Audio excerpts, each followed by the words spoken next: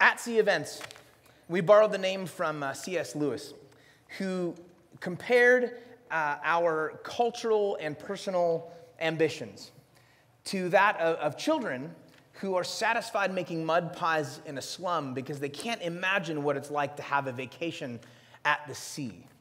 That there is more to life than we expect to have of ourselves, and it's offered to us, but we just don't know. What we believe as an at-sea team is that great art, great culture, provides a doorway through which we can enter into a relationship and into a conversation, an engagement with the kind of life that we were designed to live, a life of depth and richness, a life full of questions as well as answers. I think that's the kind of music Jars of Clay makes. As is the tradition with At Sea Events, we're going to take a moment to actually engage with and hang out with the band a little bit. Instead of just listening to this incredible music, which is, how about a round of applause for a great first set?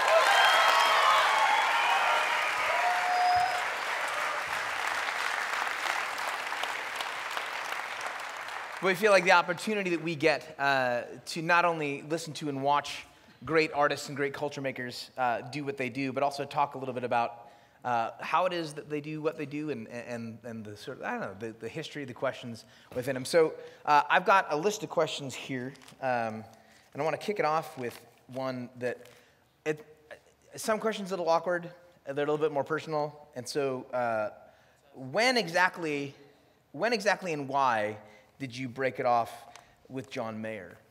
Oh, wait. Sorry, that's a Taylor Swift list. It's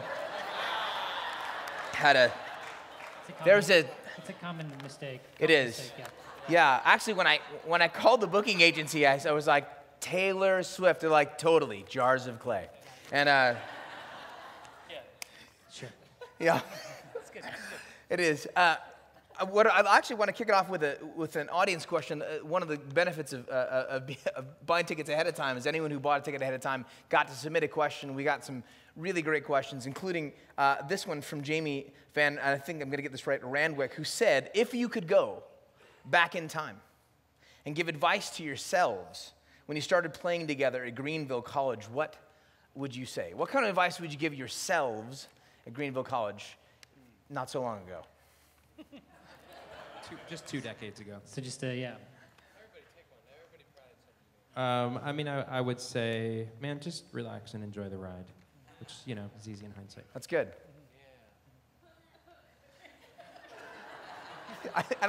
I like that Steve, the one who says, hey, everyone should take one, is going, yeah, me too. I think he was hoping that each of us would take one before it got to him. So,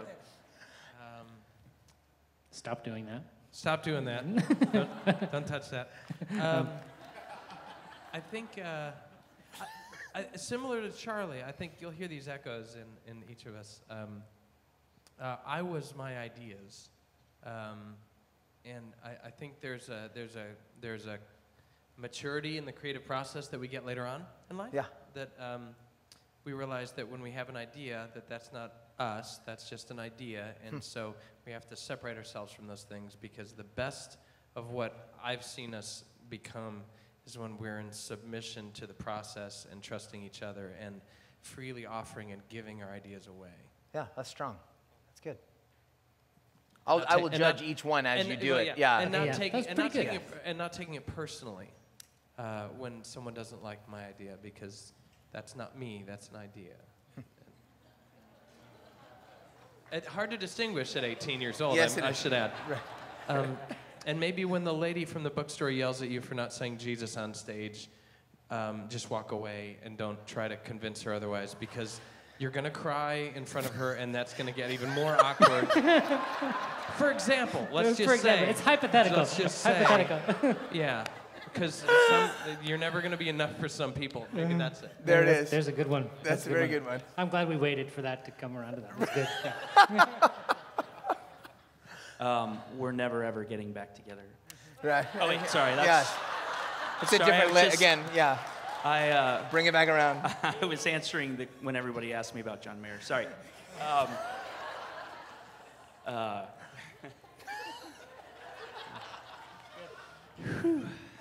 Where do I go? Go ahead, Matt. you go first, and then I'll carry on. I mean, I would just expound on what Charlie said. I think, and I don't know that it's that different for many of us. There's, it's hard to be in the moment of your own life.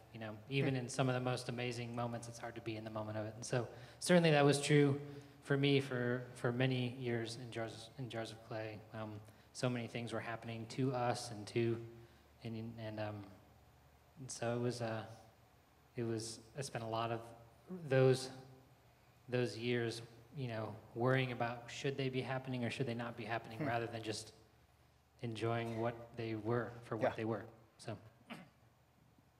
Yeah. I mean, that's the theme, really, isn't it? It's just, I can only imagine sitting in front of myself and saying, boy, just get ready.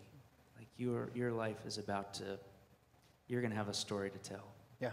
And the ideas, I look back on the ideas, the questions we had when we were in college, the ones about, music and, just the excellence of music. And a lot of time back then, people were wondering, well, isn't the message more important than the music? And isn't the music like secondary to being able to be a Christian?